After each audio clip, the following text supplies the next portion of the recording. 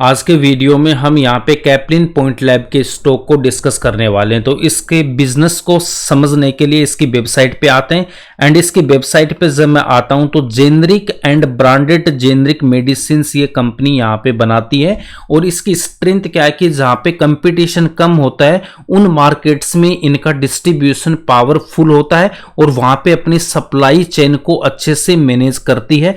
खास करके Latin America की अगर मैं बात करता हूँ तो वहाँ पे इनका बहुत बड़ा नेटवर्क है और ये कंपनी अंतरराष्ट्रीय मार्केट में इंटरनेशनल मार्केट में तेजी से अपना बिजनेस यहाँ पे फैला रही है। ठीक है, तो इनके देखो 4000 प्लस जो इनके प्रोडक्ट्स है वो रजिस्ट्रेशन हो चुका है।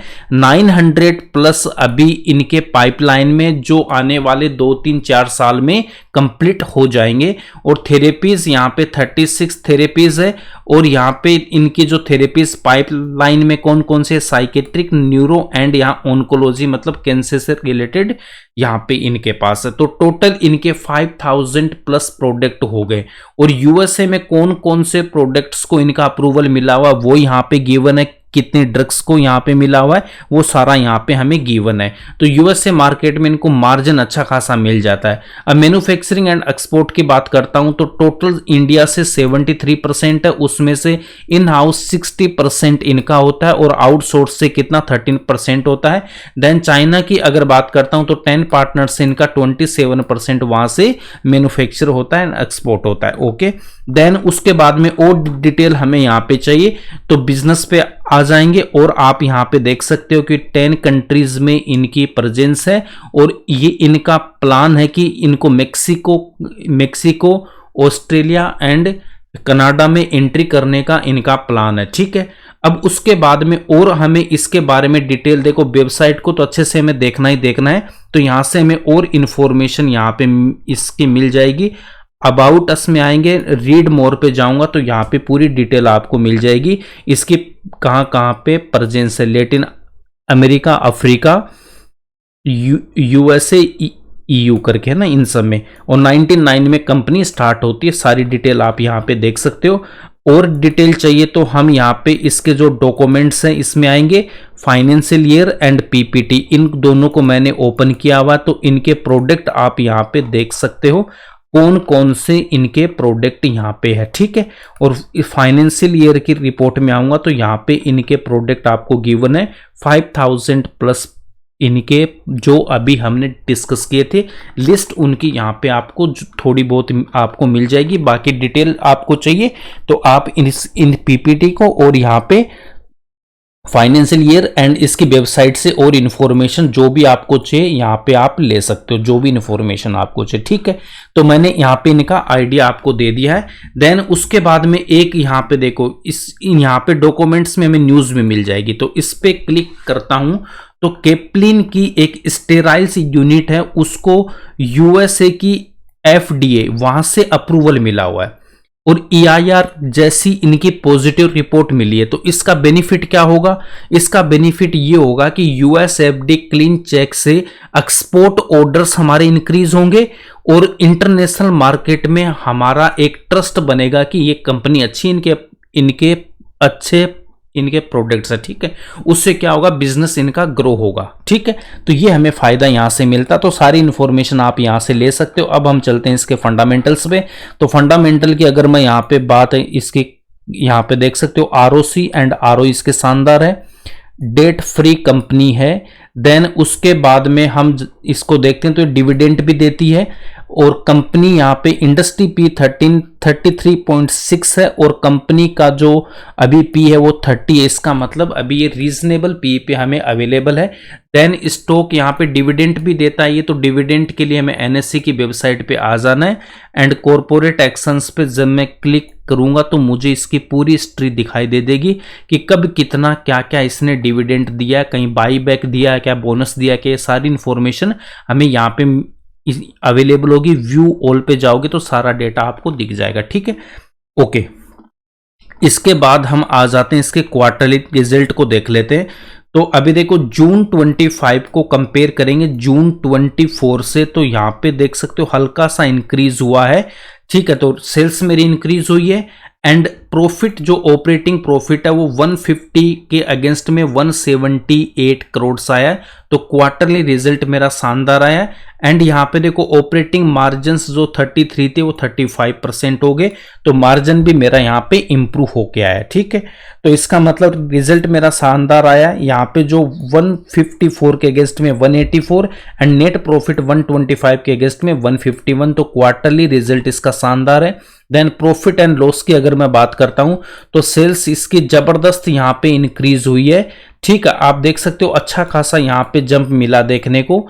देन यहां पे थोड़ा सा डिक्रीज हुआ था, फिर यहां पे जंप हुआ और उसके बाद लगातार इसने अच्छा खासा ग्रो किया है।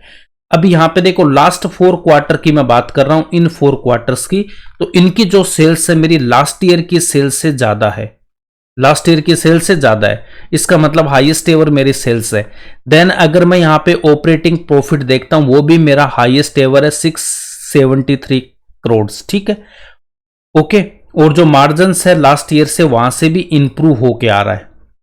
ओके, ठीक है। देन मेरा profit before tax 707 crore, highest ever. 567 crore net profit, तो नेट प्रॉफिट आप देख सकते हो हमेशा यहां पे इंक्रीज होके ही आया है, करेक्ट। ओके, तो इसकी बैलेंस शीट यहां पे शानदार है। देन उसके बाद में खुद का पैसा यहां पे कितना हो गया इनके पास 2800 करोड़ के आसपास, और डेट यहां पे 5 करोड़ है, ना के बराबर है। तो यहां पे जो डेट इन्होंने लिया था उस डेट को भी कम किया इन्होंने, तो ये भी हमारे लिए प्लस पॉइंट है।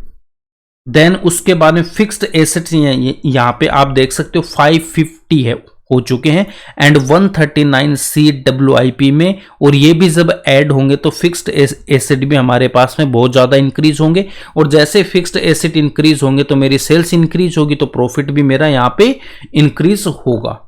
देन उसके बाद हम आ जाते हैं शेयर होल्डिंग पैटर्न्स में, तो प्रमोटर के पास 70.56% है एंड FI 6.16, DI के पास 2.2 एंड पब्लिक के पास है 21%। तो पब्लिक का 21% यहाँ पे निकाल देता हूँ, और भी कोई है क्या, नहीं है। ठीक है, तो पब्लिक का अगर मैं 21% यहाँ से निकाल देता हूँ तो मेरे पास में कितना रह जाता है, 79% स्ट्रॉन्ग हैंड्स के पास है। अब इसमें एक पॉइंट आपको और देखना कि प्रमोटर का जो हम यहाँ पे ईयरली पे आ जाते हैं, प्रमोटर का जो स्टेक था देखो 69 था, फिर वहां पे देखो थोड़ा सा इन्होंने प्रॉफिट बुक किया था, और अगेन यहाँ पे मार्च 22 के बाद इन्होंने अपना स्टेक इंक्रीज किया है। ठीक है, 70% से ऊपर इनका स्टेक हो गया है। और मैं FI की बात यहाँ पे करूंगा तो 21 के बाद इन्होंने भी लगातार यहाँ पे अपनी पोजीशन इंक्रीज की है, और मार्च 25 के बाद भी यहाँ पे इन्होंने अपना स्टेक इंक्रीज किया है, DI ने भी अपना स्टेक इंक्रीज किया है। तो जब प्रमोटर यहाँ पे अपना स्टेक इंक्रीज कर रहा है, DI स्टेक इंक्रीज कर रही है, FI इंक्रीज कर रही है, तो ये भी हमारे लिए पॉजिटिव पॉइंट्स होते हैं कि इनको भी ग्रोथ दिख रही है इस स्टॉक में, तभी ये यहाँ पे अपना स्टेक इंक्रीज कर रहे हैं।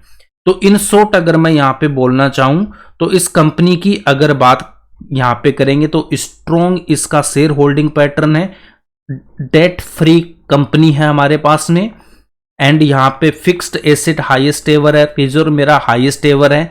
देन उसके बाद में प्रॉफिट हाईएस्ट एवर है, सेल्स हाईएस्ट एवर है, क्वार्टरली रिजल्ट भी शानदार आया हुआ है।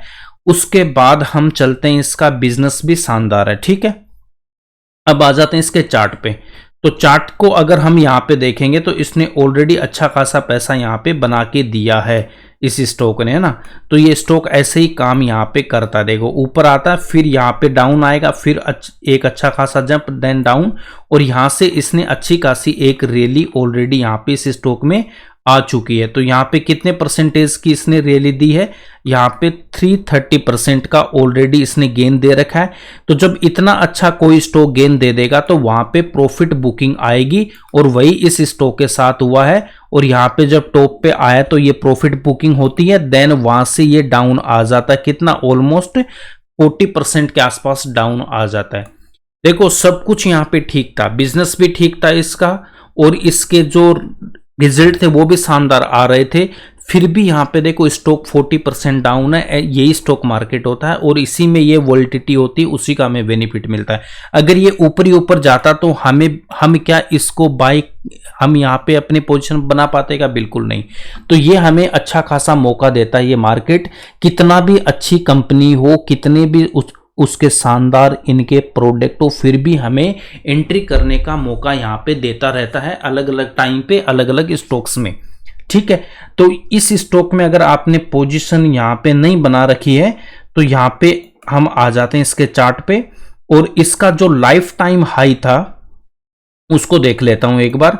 तो यहाँ पे लाइफ टाइम हाई है इसका 2600 है ना, 60 के आसपास में। ठीक है, 2641। ठीक है, और अभी ये यहां से नीचे से रिकवर कर चुका है स्टॉक, और अभी आप देख रहे हो अच्छी खासी ग्रीन कैंडल्स के साथ ये ऊपर जा रहा है। तो यहाँ पे अच्छी खासी बाइंग अभी आई हुई है यहाँ पे इस स्टॉक में, और ये वॉल्यूम भी यहाँ पे देख सकते हो आप। अब इस स्टॉक में क्या करना है, अगर यहां तक भी ये जा रहा है तो मुझे कितना 18% का गेन मिल रहा है। अगर 1 ईयर में भी आ रहा है तो कोई दिक्कत नहीं है। बट यहाँ पे एक आपको मैं दिखाता हूं, एक यहाँ पे चार्ट यहाँ पे बनता नजर आ रहा है। ठीक है, तो इस चार्ट की बात करता हूं तो यहाँ पे बन गया आपका कफ, और इसको अगर मैं हैंडल लेता हूं तो इसका जो टारगेट आता है, तो इसकी जो मैक्सिमम जो डेप्थ होती है उसको हम यहाँ पे लेंगे। देन इसके बाद में क्या करेंगे, इसको इस लाइन के ऊपर लेके जाएंगे, और यहां पे जो हमारा टारगेट आ रहा है वो ऑलमोस्ट कितना आ रहा है आपके पास में, 3000 के आसपास आ रहा है। तो अगर ये स्टॉक यहां से चलना स्टार्ट करेगा और 3000 तक अगर मैं यहां पे रहता हूं तो 30% का गेन हमें अपसाइड में दिखाई दे रहा है। ठीक है, तो वैसे भी आप यहां पे देख सकते हो इसकी जो सेल्स है वो हाईएस्ट एवर है, एंड यहां पे इनका जो प्रॉफिट है वो भी हाईएस्ट एवर है। क्या स्टॉक प्राइस मेरा हाईएस्ट एवर है क्या? नहीं है। तो इसका मतलब ये स्टॉक हमारा यहाँ पे इस प्राइस तक तो आना ही आना है, और यहां से ये ऊपर जाएगा। तो ये 3000 के टारगेट के लिए आप यहाँ पे ट्रेड इसमें ले सकते हो। उसके बाद में देखो क्या करना है, एक बात और, 3% से ज्यादा बिल्कुल भी इन्वेस्टमेंट नहीं करना है, ये आपको ध्यान में रखना है। स्टॉक की कितना भी अच्छा हो, यहाँ पे किसी ने मान लो परचेज किया होगा तो अब तक कोई भी रिटर्न उसको नहीं मिला है, तो इतने टाइम पीरियड के लिए होल्ड कर पाना, अगर ज्यादा अमाउंट लगी है तो मुश्किल हो जाता है। इसीलिए आपको क्या करना, डिसिप्लिन से काम यहाँ पे करना है। तो 3% हम यहाँ पे इन्वेस्टमेंट करेंगे। अगर ये स्टॉक आपका 20% डाउन है तब आपको क्या करना, 3% और लगा देना, वो डिफरेंट अकाउंट में आपको 3% और लगाना है। तो 6% से ज्यादा हम पैसा इस स्टॉक में नहीं लगाने वाले हैं किसी भी कंडीशन पे। अगर आप फ्रेश बाइंग लेना चाहते हो तो यहाँ पे ले सकते हो। इन केस कल को ये स्टॉक ऐसे भी जा सकता है और थोड़ा सा डाउन आके जाएगा, तब भी टेंशन नहीं लेना, ये पूरा का पूरा हमारे लिए यहाँ पे एक बाइंग जोन है। तो ये इस पे मेरा व्यू था। बट आपको इसमें क्या, और इसमें 3% इन्वेस्टमेंट करना या नहीं करना है, फ्रेश बाइंग करना नहीं करना, ये डिसीजन आपका होना चाहिए। अपने फाइनेंशियल एडवाइजर से डिस्कस करने के बाद ही आपको डिसीजन लेना है, और मैंने जो जो इसके सोर्सेस आपको बताए वहां से स्टडी करने के बाद। ठीक है, तो आई होप अगर आपको वीडियो अच्छा लगा तो लाइक करना, शेयर करना, और इस चैनल पे नए हो तो सब्सक्राइब करना बिल्कुल भी नहीं भूलना है। मिलते हैं नेक्स्ट वीडियो में एक नए स्टॉक के साथ। Thanks for watching this video.